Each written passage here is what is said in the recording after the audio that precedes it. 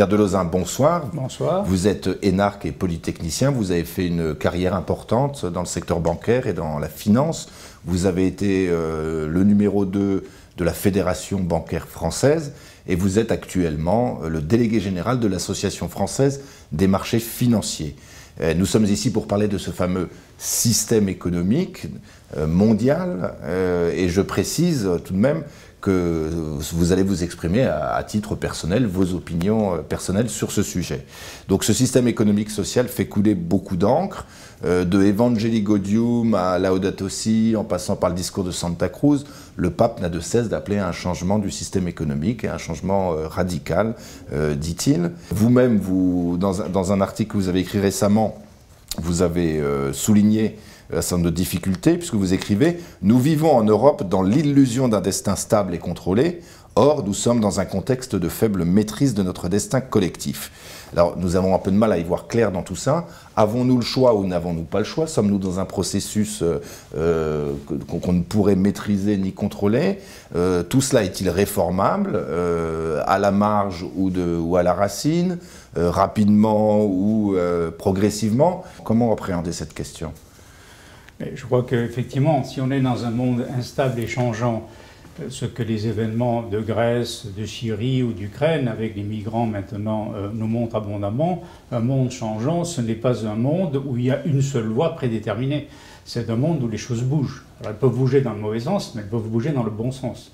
Deuxièmement, dans une économie qui se présente comme une économie de liberté, d'entreprise ou d'initiative particulière ou collective, on ne peut pas expliquer qu'il n'y a qu'une voie à suivre, puisque ça signifie, puisqu'une économie de liberté, c'est l'économie précisément où on change des choses, où on peut changer des choses.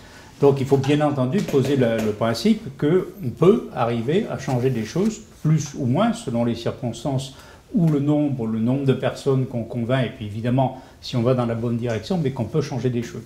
Alors ça ne veut pas dire qu'on peut faire n'importe quoi de ce qu'on voudrait au départ. Donc c'est vrai qu'il y a des contraintes et limites, mais ces contraintes et limites ne prédéterminent pas le résultat. Dans une économie où il y a un degré raisonnable de liberté, et dans un monde relativement mal contrôlé et incertain, il y a des marges de changement importantes. Très bien. Alors vous écrivez dans le prochain numéro de Permanence, ça sera une avant-première, la phrase suivante: « Une fonction économique n'est pas isolée de la société où elle s'insère et des valeurs essentielles de celle-ci. Peut-on sérieusement espérer avoir une finance orientée dans le bon sens dans une société relativiste ?» Alors ça, c'est une idée très forte et centrale dans votre pensée. Est-ce que vous pouvez développer en quelques mots ce rapport entre société relativiste et finance folle, d'une certaine manière? Oui, on a un peu cette idée-là chez Benoît XVI dans son encyclique Caritas in Veritate, où il parle du marché, et notamment du marché financier, où il dit « Le marché, c'est une institution sociale. Ce sont dans le fond des gens qui interagissent. Le résultat du marché ne va pas être le même selon, d'une part, les règles du jeu applicables au marché, puisque le jeu ne donne pas les mêmes résultats si les règles évoluent, mais d'autre part et surtout, si les priorités de ceux qui participent évoluent. Donc si les priorités sont orientées dans un sens différent, ça ne donnera pas le même résultat. Donc cette pression, cette action du consommateur, de l'investisseur, des professionnels est une dimension tout à fait essentielle. Quand on change culturellement, on fait évoluer culturellement, on fait évoluer le système économique. Alors officiellement, évidemment, l'économie politique d'Emmanuel explique que ça, c'est pas son problème, c'est le problème des particuliers, ils ont leurs priorités, on considère ça comme donné, et la vraie finance ou la vraie économie, c'est uniquement l'interaction. Ça défie le bon sens. Il est tout à fait évident que le marché ne donne pas les mêmes résultats, mais que les entreprises ne fonctionnent pas de la même manière, ne sont pas orientées de la même manière, selon les priorités qu'elles se donnent, leur hiérarchie de valeurs, ou même ce qu'on appelle aujourd'hui leur culture. Donc ça, c'est un élément essentiel. Alors le problème d'une société relativiste, c'est que si chacun de son côté poursuit n'importe quel but, avec simplement un espèce de respect sacralisé de n'importe quelle originalité ou de n'importe quelle voie, qu'est-ce qu'il y a en commun? Il n'y a plus grand-chose en commun, sauf les règles du jeu, mais ça ne suffit pas. Et à ce moment-là, l'arbitre et le juge de paix, c'est l'argent. Parce que l'argent est complètement neutre. À ce moment-là, effectivement, c'est ce que les gens acceptent de payer qui va être le ton de la société. Je prends un exemple caricatural qui est la pornographie. S'il y a une demande forte pour la pornographie, les gens feront des films pornographiques. Si les gens se disent « ben non, c'est pas bien, je ne vais pas en regarder », ben la demande s'effondre et il n'y a plus de films pornographiques. Et ça, c'est un fonctionnement normal du marché. Alors bien entendu, il y a des gens qui cherchent à manipuler le marché en imposant des produits ou des orientations ou avec la publicité, etc. Mais ça ne laisse quand même aux personnes la liberté de faire ou de ne pas faire et de donner une direction ou pas une direction. Soit négativement en disant non, je ne veux pas de ça, soit positivement en disant ah ben non, moi je veux autre chose et je m'organise avec d'autres pour pousser dans une autre direction.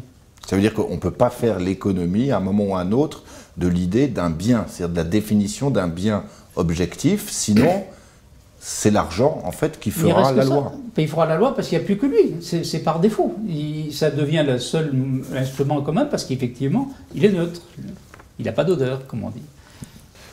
Si le pape appelle à un changement radical, et il n'appelle pas non plus au grand soir révolutionnaire, il l'a dit à Santa Cruz, au mouvement populaire auquel il s'adressait, mais il appelle les uns et les autres à entrer dans ce qu'il appelle des processus qui misent aussi sur le temps long, sur une certaine patience et sur une construction lente des choses, sur une transformation.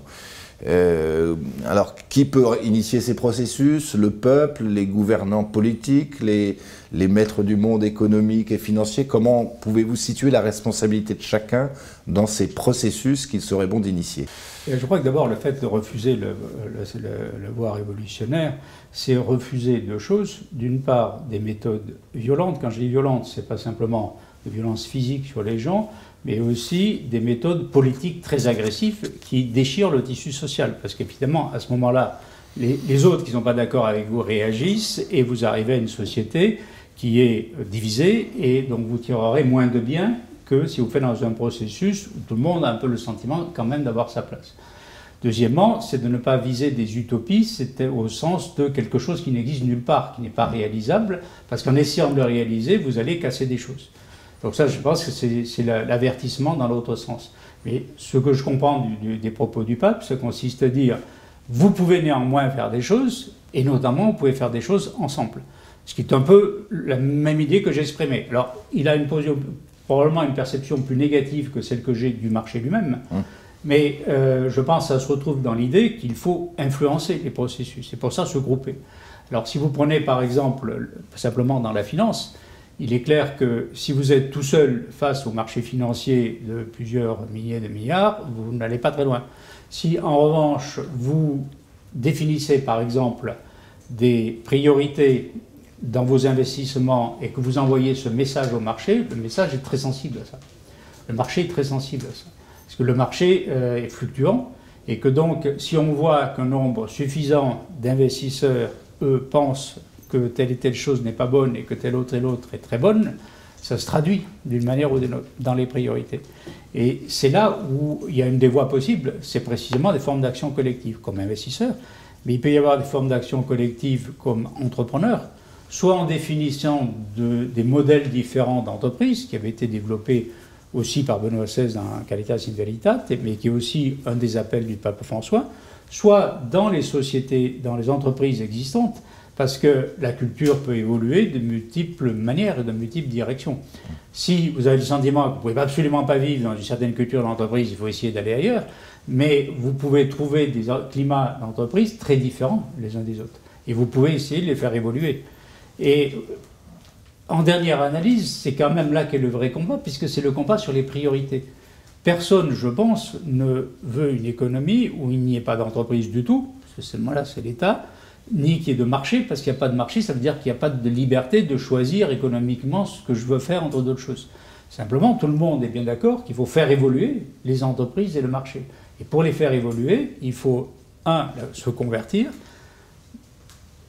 un petit peu ou beaucoup, si possible beaucoup, et deuxièmement, avec d'autres, faire des choses et organiser des choses qui vont dans cette direction-là. Très bien. Alors le politique, parlons-en. Beaucoup se posent la question, mais est-ce que les politiques n'est pas totalement soumis à l'économique et au financier? Est-ce que la finance domine l'économique? La finance est-elle devenue trop puissante? Et au-delà de la finance, les grandes firmes mondiales ont-elles une tendance à devenir prédatrices? Alors, elles peuvent être prédatrices parce qu'elles peuvent en avoir la possibilité si elles sont en position dominante, bien évidemment. Mais le risque est bien plutôt d'avoir une finance qui est autocentrée, qui vise essentiellement son propre profit ou son propre intérêt, d'une façon qui est insuffisamment régulée. C'est la caractéristique d'un marché, c'est qu'il a besoin de règles du jeu. Si on pense au marché à l'origine sur la place du village au Moyen-Âge, le seigneur ou l'évêque donnait des règles, c'est-à-dire vous vous mettez comme ceci ou comme cela, vous affichez les prix comme ceci ou comme cela, le marché a lieu tel jour et ainsi de suite. Mais c'est pareil qu'un marché moderne. S'il n'y a pas de règles du jeu, ça devient vite une foire d'empoigne, le résultat est moins bon, et puis surtout ça finit par être dominé par certains acteurs d'une manière qui n'est pas équitable, c'est-à-dire qu'il n'y a pas participation dans l'ensemble des acteurs. Or, un vrai marché, tout le monde doit y trouver sa place, sinon c'est pas un vrai marché, c'est pas une confrontation générale, ce qui est la définition d'un marché. Donc il y a un besoin de règles du jeu. Les États sont affaiblis par deux choses. D'abord parce qu'ils se sont mis dans les mains, non pas de puissance financière qui s'exerce sur eux, mais du marché tout simplement parce qu'ils empruntent. Or, la dette publique, pour l'essentiel, sert à financer la consommation. C'est complètement absurde. On devrait s'endetter que de façon limitée et pour des investissements qui auront leur retour. Sinon, dépenses publiques, ou doit être réduite, ou financée par l'impôt. Ça, c'est un choix politique, et pas par la dette. La dette publique, pour l'essentiel, est une aberration. Je m'en parle des guerres, c'est un autre problème. Mais en dehors des guerres, c'est généralement une aberration. Mais si vous empruntez énormément, et que vous empruntez au marché, vous mettez entre ses mains. Ce n'est pas le méchant marché qui est venu vous saisir, c'est vous qui bêtement vous gérez très mal parce que vous n'arrivez pas à faire des choix politiques et qui avez trouvé la facilité de reporter sur les générations suivantes. Simplement, les générations suivantes, elles se retrouvent avec le marché en face qui lui dit « Mais dis, tu me rembourses ou pas ?» Ce qui est logique puisqu'on a promis de rembourser. Donc ça, c'est une faiblesse qui est voulue par le politique et dont il pourrait très bien se passer. Moins on se met entre les mains de marché comme demandeur, plus évidemment on a une marge de liberté par rapport à ce qu'il peut faire. C'est-à-dire qu'il n'y aura pas de retour du politique si le politique ne se désendette pas. En fait, si l'État ne se désendette pas, et si on ne sort pas de ces pyramides de dette interdépendantes, oui. On dit que parfois le système est insoutenable parce que la pyramide de dette, au bout du compte, est insoutenable. Tout le monde peut le comprendre, que la dette ne peut pas monter indéfiniment. Or, elle monte régulièrement et surtout plus vite que la richesse nationale, qu'on la mesure par le PNB ou tout ce qu'on veut. C'est manifeste qu'elle croît plus vite. Donc, tout le monde voit bien qu'à un moment donné, la branche casse. Et en tout cas, avant qu'elle soit cassée, on se met dans une situation de dépendance. Donc là, il y a un problème du politique. C'est pas non plus c'est une austérité à sens unique. Ça veut dire un effort pour soi-même, pour se dire, bon, je vais me sortir de cette situation de dépendance et je fixe mes priorités. Et les priorités peuvent être très variées, du moment qu'on ne se met pas dans cette situation-là. Alors, au-delà de la question de la dette, parmi les personnes qui prônent et qui appellent un retour puissant du politique dans toute cette affaire, un certain nombre soulignent la pertinence de l'échelon national pour remettre du politique et pour que le politique reprenne la main. Pensez-vous que l'échelon national, en effet, soit pertinent pour favoriser et permettre une reprise en main authentique du politique dans toute cette affaire ? Alors moi, je ne fais pas un absolu du politique, parce que le politique a aussi ses limites. Le principe de subsidiarité, qui est une des bases de la doctrine sociale de l'Église, est bien dans l'autonomie des personnes et des communautés au niveau le plus bas, c'est-à-dire le plus petit, le plus proche de la personne. Donc le niveau politique a un certain rôle. Ceci dit, on est dans des sociétés où le principe politique est essentiellement démocratique, et il n'y a pas de démocratie autre que nationale. Il n'y a aucun exemple, en sens contraire. Donc, le niveau d'exercice d'un pouvoir politique légitime, ce qui dans notre société démocratique, est national. Deuxièmement, il n'y a qu'au niveau national qu'il y a le degré de solidarité et de construction d'une vie commune dans un cadre précisément politique qui permet d'agir. Donc, c'est le seul qui existe. Le niveau européen existe à un certain degré, mais il n'existe, à mon avis, que comme coopération, comme champ commun. Alors ça peut être un champ commun parce qu'il y a un marché en commun ou des choses comme ça, mais la vision fédéraliste qui consiste à se dire faisons comme si nous étions devenus une seule nation et en tout cas anticipons en mettant les briques petit à petit pour construire cette maison politique commune est à mon avis basée sur une analyse politique fausse, c'est-à-dire qu'il n'y a pas la base politique. D'ailleurs on le voit, dès qu'on demande son avis au bon peuple dans les différents pays, il réagit négativement et on l'évite soigneusement. Donc ce porte-à-faux n'est pas tenable. On le voit à l'occasion de la crise grecque, mais on pouvait dire la crise grecque c'est particulier. Mais maintenant on le voit de nouveau avec les migrants. On voit bien que le corps politique allemand n'a pas du tout les mêmes priorités que le corps politique polonais, par exemple, pour nous mettre nous en dehors. Ou hongrois. Ou hongrois.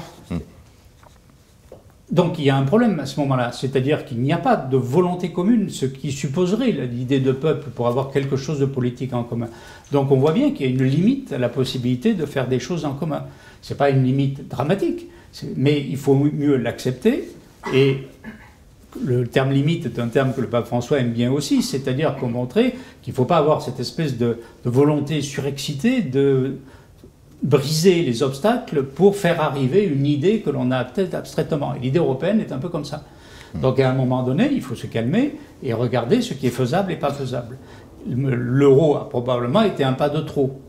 Le Schengen, on peut se demander maintenant si ce n'est pas un pas de trop. En tout cas, dans le cas de Schengen, ce qui est sûr, c'est que c'est mal construit. Donc le minimum qu'il y a à faire, c'est construire autrement. Peut-être revenir dessus. Tandis dans le cas de l'euro, c'est beaucoup plus difficile parce que l'euro est un processus dont il est plus difficile de sortir, mais néanmoins, en soi, il ne faut pas considérer que c'est parce que c'est un tabou, parce que tout va dans un même sens et il n'y a pas d'alternative. Parce que les grands chantres du « il n'y a pas d'alternative », c'est bien les fédéralistes européens. Pour eux, le monde va toujours dans la seule direction. Quand on regarde le reste de la planète, il va dans toutes les directions qu'on puisse imaginer. Mais là, tout à coup, hop, il y a une voie unique. Et non, il y a d'autres possibilités, et notamment des possibilités tout simplement plus pragmatiques. On coopère là où on peut, et puis là où manifestement ça ne marche pas, ou on ne le fait pas, on ne le fera jamais, ou on le fera demain quand ça marchera, mais on ne le fait pas maintenant. D'accord. Donc pour vous, qui êtes un technicien professionnel, au-delà de vos opinions sur la question des souverainetés des nations, vous pensez même techniquement, il est faux de dire qu'il n'y a pas d'alternative sur l'euro. L'idée de dire on ne peut pas sortir de l'euro, c'est trop tard, on ne peut pas faire machine arrière, pour vous elle est fausse. Non, elle est manifestement fausse, c'est-à-dire qu'il est manifestement possible de définir les conditions d'une sortie. Alors c'est vrai que la sortie est difficile, mais là pour des raisons purement pratiques, elle est difficile pour la bonne et simple raison qu'il y a une monnaie unique et que donc la spéculation devient très facile. Je ne parle pas de milliardaires ou de multinationales, mais la spéculation est à la portée de n'importe qui. N'importe qui, par exemple, n'importe quel Grec qui accumulait des billets en euros dans sa salle de bain ou qui ouvre un compte en Allemagne, fait de la spéculation qui est neutre tant que la Grèce reste dans la zone euro. Et le jour où la Grèce change de monnaie, évidemment, il garde, lui, des euros qui ne deviennent pas des drachmes. Et les drachmes sont construites, évidemment, dans cette hypothèse pour se dévaluer tout de suite. Donc, il spécule contre la drachme, en fait. Et c'est très facile à faire. Donc, le passage n'est pas facile. Mais ça ne veut pas dire que le passage est impossible. Il y a eu des cas d'union monétaire qui se sont dissoutes. Le plus connu est évidemment celle de l'Autriche-Hongrie. Il y avait une seule monnaie en Autriche-Hongrie. Il y a eu du jour au lendemain 6 ou 7 monnaies différentes. C'est faisable. Ils ont divisé la dette commune et ainsi de suite. Alors, évidemment, ça suppose une volonté politique relativement forte. Ça suppose de ne pas être en situation de détresse comme l'a été le peuple grec. Il est évident que si M. Tsipras, après avoir gagné son référendum, a capitulé ensuite, c'est parce qu'il a interprété que les Grecs voulaient, malgré tout, à ce stade, garder l'euro. Parce qu'évidemment, ils ont vu que leurs actifs qui restaient localement dans les banques ou ailleurs allaient perdre de la valeur, ce qui est tout à fait vrai si on changeait de monnaie. Mais à un moment donné, il faut considérer qu'on peut avoir intérêt d'accepter quelque chose qui est plus dur à court terme parce qu'on se redonne les marges de liberté sur une durée beaucoup plus longue. Mais évidemment, c'est plus coûteux à court terme. De toute manière, ça demande un effort, qu'on reste dans l'euro, qu'on sorte de l'euro. Si on prend les Grecs, de toute façon, vous avez des efforts à faire dans un cas comme dans l'autre. Oui, c'est ça, je pense qu'il faut avoir bien présent à l'esprit. C'est-à-dire qu'il y a un effort des deux côtés. Et donc, dans un cas, c'est un effort sur la longue durée, celui de l'euro, qui, à mon avis, laisse en position dominée et ne donne pas un avenir, je dirais, de plein développement du pays. L'autre cas, c'est probablement un petit peu plus dur au départ, mais moins lancinant sur la durée, et après on peut se donner les bases pour reconstruire. Donc ça me paraît une option qu'il est tentant d'examiner et d'explorer. Simplement, évidemment, il faut une conviction dans la population forte, qui ne va pas complètement de soi au départ. Deuxièmement, bien entendu, ça veut dire qu'on renonce au rêve européen décliqué, c'est-à-dire qu'à chaque stade, il n'y a pas de billet pour la marche arrière. On est toujours dans la même direction. Ouais. À partir du moment là, on ferait un gigantesque bond vers quelque chose qui existait avant et on remet en question le rêve européiste. Et à mon avis, c'est ça la principale résistance, plus encore que les obstacles techniques, bien qu'ils soient importants. Alors, une dernière question pour conclure peut-être. Imaginons que le président de la République élu en 2017 vous consulte et vous dise Monsieur Delozin, j'ai beaucoup apprécié ce qu'a dit le pape François sur le changement radical du modèle économique, mais moi je me dis radical c'est à la racine des choses. Quelle est la racine que je peux toucher? Qu'est-ce que vous me conseillez pour aller à la racine du mal? Ça dépend quelle est, encore une fois, la conviction européenne du dit président. Si le président est un européiste, évidemment, la première chose qu'il va avoir à faire, c'est à convaincre ses collègues. Parce que pratiquement une grande partie des règles ont été transférées au niveau européen. Dans le domaine financier, par exemple, pratiquement toutes les règles sont européennes. Donc, si vous n'opérez pas au niveau européen en convainquant les autres, vous allez être très vite bloqué. Donc, vous avez le choix, ou vous restez dans ce cadre, mais il faut convaincre les autres, c'est-à-dire les Britanniques et les Allemands, pour en nommer que deux qui ne seront pas faciles à convaincre, ou vous admettez que vous changez partiellement les règles. Sur ce plan-là, c'est clair, je sais bien que ce n'est pas toujours une idée qui vient naturellement en France, mais la position de M. Cameron me paraît plus proche de ce qu'il faut faire que la position « Ah non, il n'y a pas d'alternative, on continue dans la même voie, on a fait l'euro, donc on avale les couleuvres qui suivent ». Non, M. Cameron dit en quelque sorte « J'ai besoin d'une certaine autonomie de décision à Westminster, dans mon Parlement. Donc je veux avoir cette marge de liberté ». Je dirais philosophiquement, ça me paraît à la fois plus réaliste et un sens beaucoup plus réel de la base politique qu'il a. Sa base politique, elle est britannique. La base politique du président français, elle est française. Personne n'a de base politique européenne puisqu'il n'y a pas de peuple européen. D'accord, très bien. Merci beaucoup Pierre Delozin. Ceux qui sont intéressés par vos analyses pourront se reporter au prochain numéro de Permanence, dans lequel vous avez écrit un article intitulé « Qu'est-ce qu'une bonne finance ?» qui est un article très pédagogique qui explique quelles sont les pistes pour aller vers une finance qui soit au service du bien commun. Merci de cet éclairage et à très bientôt Pierre Delozin. Merci beaucoup.